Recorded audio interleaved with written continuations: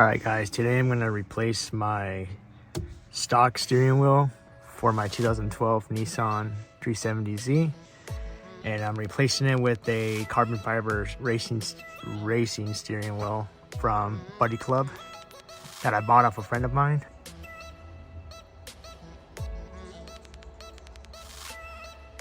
So I still kind of want to keep the original cover for this, and steering wheel. I'm going to keep that. I'm probably going to mount it up somewhere, just because I bought this cover in Tokyo, Japan last year, so it's kind of sentimental to me. But yeah, let's get this steering wheel replacement started. So first things first, as always, number one thing is safety. Disconnect the battery from the vehicle. So remove that battery cover. And yeah, trust me guys, I know my battery's filthy, I know. So you're gonna wanna disconnect the negative terminal and the positive terminal just to be on the safe side.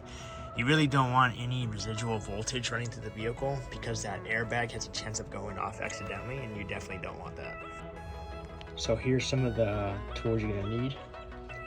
You're gonna need a socket wrench, a 10mm socket, and a 19mm socket, and one of these plastic tool remover things, and a T30 Torx Bit. Alright guys, well here it is. Here's the Buddy Club Racing Carbon Fiber Steering Wheel from Buddy Club for the Nissan 370Z. So one thing I did forget to mention is that you're going to want to make sure that your steering wheel is centered ahead of time, as well as your wheels. Make sure everything is centered before removing anything. So normally there's a black cover right here, a plastic cover. And I already went ahead and removed it. And honestly, if you have long fingernails, you can take it off pretty easily. Or you can use that plastic removal tool that I showed you earlier.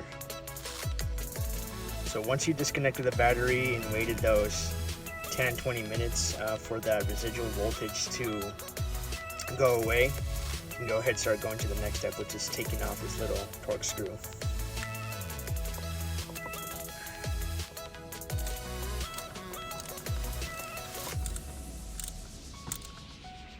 So this is what that Torx screw looks like when you take it out.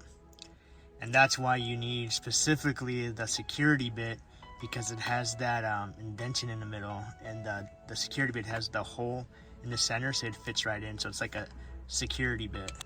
Alright, so the next step after you remove those two bits from the sides is to carefully remove the airbag. I kind of already took it off. You want to carefully take it off, and there's two clips that you're going to want to disconnect for the next step. So there's two clips, those two terminals, the orange and the yellow. And then there's two black plastic clips on top. You're going to kind of want to lift those up a little bit to be able to remove it from the actual airbag. So I already took one of the clips off, or terminals, whatever you want to call them, for the airbag. And all you gotta do is there's a little indentation on that black part on the back where a screwdriver could go underneath, and you just push it up and it comes right off. So the next part is to take this little terminal off right here. And there's a little part right here where you can just press in with a screwdriver and it'll pop right out. And there you have it. It came right out. And these two terminals right here, the yellow and the orange, are for the airbag deployment. And I think that over there is for the radio control. I'm not sure, don't quote me on that. It might be also for the horn. Here's the airbag assembly. So I had to get another, a longer 19mm socket. It goes right here in the middle. And you take this off to take the steering wheel assembly out.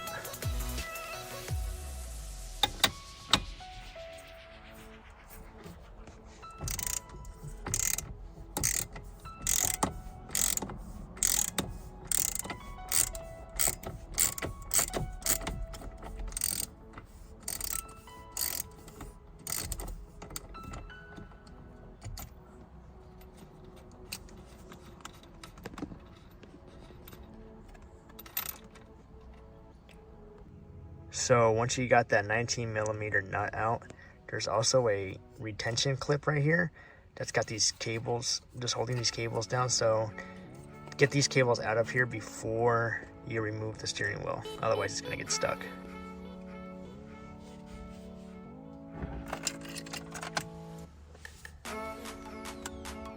Alright, so we're almost there. So the next step is to remove the actual plastic assembly over here and transfer it onto the new steering wheel.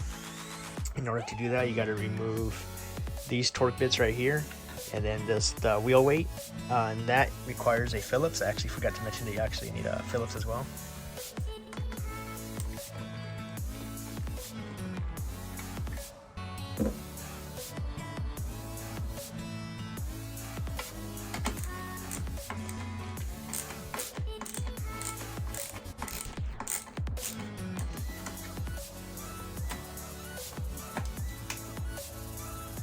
So next step, now that you got the metal piece out and the wheel weight, there's 4 retention clips right here. And all you gotta do is move them in order to get this back plastic piece off.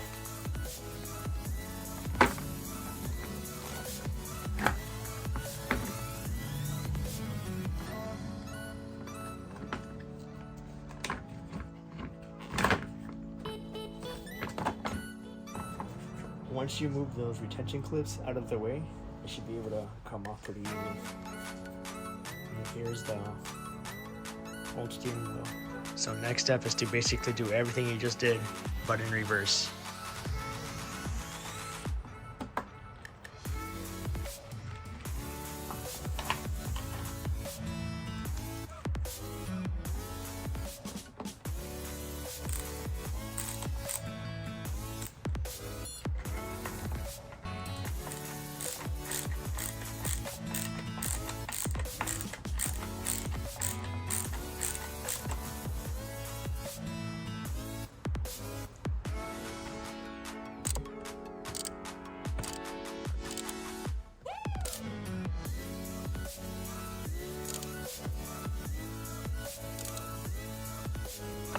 So this is the final result of the installation for the Buddy Club carbon fiber racing steering wheel for the Nissan 370Z. Let me know what you guys think. Let me know if you guys have other steering wheels you guys prefer. This is my first steering wheel for this car, so let me know what you guys think. Thanks for watching.